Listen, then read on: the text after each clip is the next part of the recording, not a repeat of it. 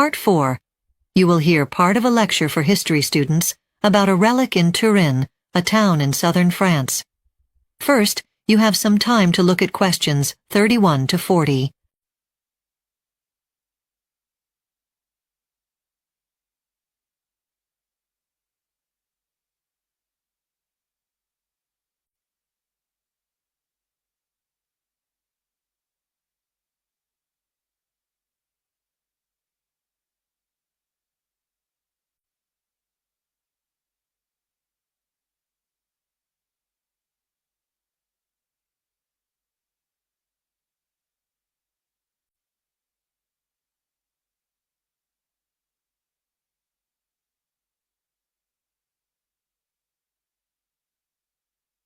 Now listen carefully and answer questions 31 to 40.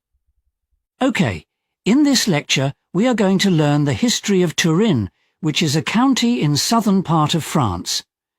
We will also be looking at some archaeological findings, as they are the basis of what we know today. The history of this area can date back to 2,500 years ago. In the earliest years there were just small settlements where people lived a very simple life. Slowly, the place grew into a town and became livelier, and business activities began to emerge. According to Peter Rocher, a French archaeologist, this place was an important agricultural county since a long time ago. In his findings, there were buried pieces of grain and broken utensils, which were the evidence of ancient Romans who traded their pottery for grains with people in Tyin.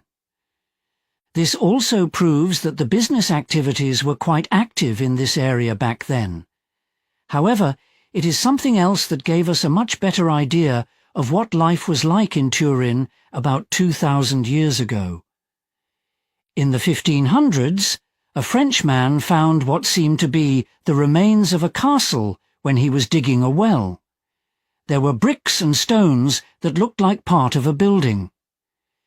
In the 17th century, a group of British archaeologists came to Tyin to study the relics.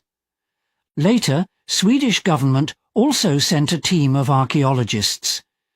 The two teams did a thorough survey of the whole area together.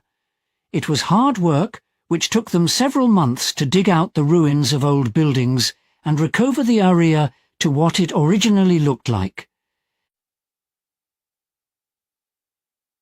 The outcome of their work was surprising for all of them.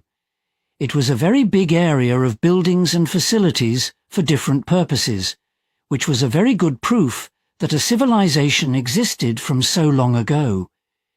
In the northeastern part of the area, archaeologists found signs of a local market.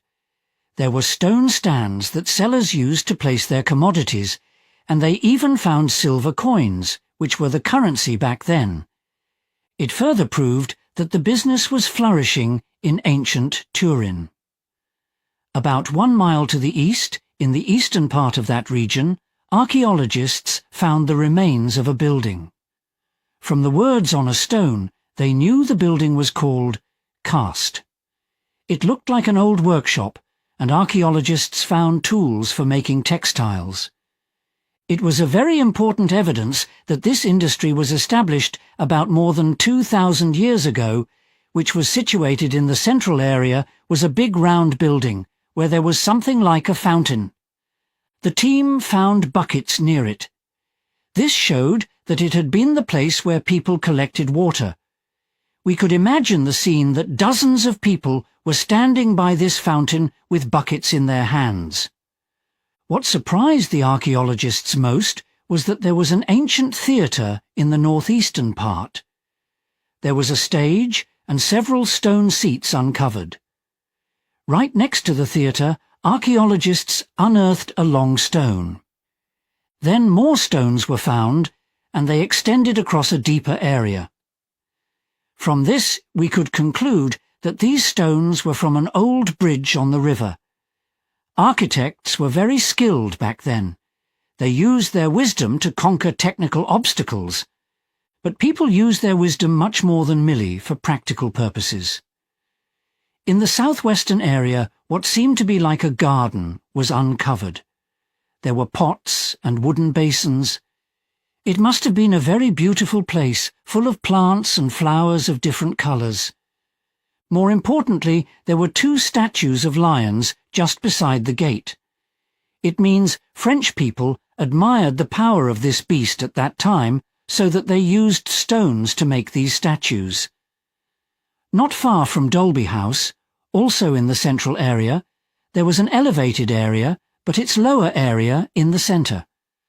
Through a lot of careful research, archaeologists came to the conclusion that this was a Roman bath. It's where rich people went to enjoy a comfortable and relaxing hot bath. Next to the bath, there was a sculpture of a woman who was like pouring water into the bath. Across from it, on the other side of the bath pool, people can see the sculpture of the Roman emperor who ruled this area for many years. These discoveries are good material for us to study the history of Turin and southern France. What we're going to do now is... That is the end of part 4. You now have half a minute to check your answers.